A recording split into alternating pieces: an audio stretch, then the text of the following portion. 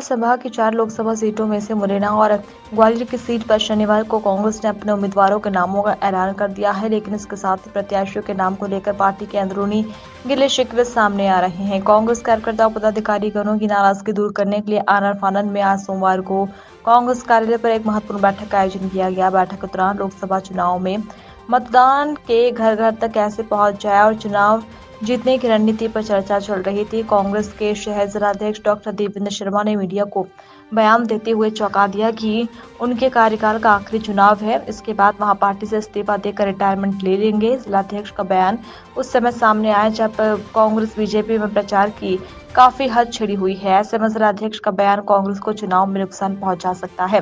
जिलाध्यक्ष के बयान को लेकर कांग्रेस प्रत्याशी प्रवीण पाठक ने शाराना अंदाज में कहा कि वो वहां हमसे रूठे बैठे हैं, उन्हें क्या पता हम बेकसूर बैठे हैं। मैं लोकतांत्रिक पार्टी का सिपाही हूँ और पार्टी में सबको अपनी बात कहने का अधिकार है, कहीं कोई विरोध नहीं है। वहीं बीजेपी के लोकसभा प्रत्याशी भारत सिंह कुशवाहा को विधानसभा चुनाव में हार का स्वाद चखा चुके हैं। ग्वालियर ग्रामीण से कांग्रेस विधायक साहब सिंह गुर्जर का कहना है कि कांग्रेस पूरी तरह से एकजुट है, कहीं कोई विरोध नहीं है।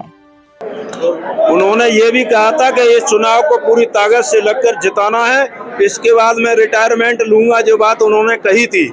पर जरूरी नहीं है कि कांग्रेस पार्टी के कार्यकर्ता पदाधिकारी इतनी जल्दी उनका रिटायरमेंट हो जाने देंगे। उनकी वजह से संगठन मजबूत है, वो बहुत समझदार है, सम्मानीय हमारे। और देवेंद्र शर्मा जी ने पूरी पार्टी को एक करके रखा है, आगे भी भविष्य में पार्टी को एक करके रखेंगे। और वो कांग्रेस पार्टी के कार्यकर्ताओं से उन्होंने सबसे अपील की कि इस चुनाव में पूरी ताकत के साथ जुड़े, क्योंकि जिस तरीके से कल टिकट फाइनल हुआ उसके बाद सोशल मीडिया पर चला के जिलाध्यक्ष जी वो इस्तीफा पर चला था, इस्तीफा हुआ था नहीं, चला था ना। पर कहने और करने में और सुनने में बहुत अंतर होता है। आदरणीय अध्यक्ष जी हमारे सम्मानीय आपके सामने उन्होंने क्या कहा, आप सबने सुना था। कार्यकर्ताओं से उन्होंने कहा बड़ी जिम्मेदारी के साथ में कि पूरी ताकत के साथ जुटें और लोकसभा सीट को जिताएं। भारत सिंह को लेकर कितनी बड़ी चुनौती है आपके सामने? भारत सिंह है, पूरा सीएम है, इसके अलावा सिंधिया, नरेंद्र सिंह। भारत सिंह जी से कोई चुनौती नहीं है। चुनौती तो उस बात से है जिस तरह से ये षड्यंत्रकारी काम करते हैं, लोगों को डराते हैं, धमकाते हैं, साजिश करते हैं और तानाशाही की वजह से ईडी सीडी के बल पर, पैसे और प्रशासन की बल पर ये चुनाव जीतना चाहते हैं। ये हमारे लिए सबसे बड़ी चुनौती है, प्रत्याशी से कोई चुनौती नहीं है। आप एकता की बात कर रहे हैं कांग्रेस की, आज अजब सिंह जो है बीजेपी में शामिल हो रहे हैं सीएम के सामने। पर आपने अजब सिंह जी को देख लिया जो बीजेपी से कांग्रेस में आए, जरा उनकी भी कह दो। आपने देखा था ना रीवा सतना में भी कि भारतीय जनता पार्टी के बड़े नेता और कांग्रेस में शामिल हुए थे।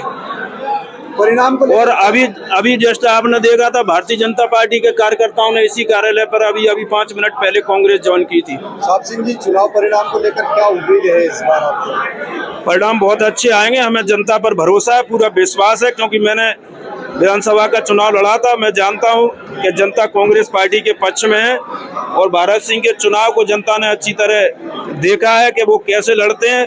और कांग्रेस पार्टी बिल्कुल निश्चित तौर पर इस जनता का विश्वास भारत सिंह से उठ चुका है और वही जनता, वही मतदाता दोबारा लोकसभा में चुनाव हराने का काम करेगी।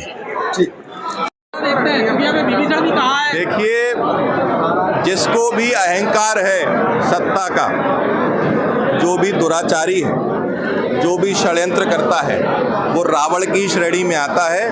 और जो लोग रावण की श्रेणी में आते हैं या रावण के द्वारा किए गए तथ्यों को करते हैं, वो राम भक्त कैसे हो सकते हैं?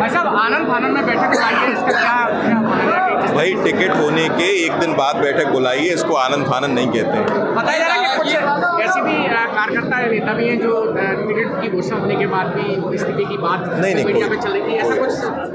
ये सोशल मीडिया जो है ये वर्चुअल दुनिया है, रियल दुनिया से बहुत दूर है। सभी एकजुट है कांग्रेस में? बिल्कुल एकजुट है, आदरणीय अध्यक्ष जी के नेतृत्व।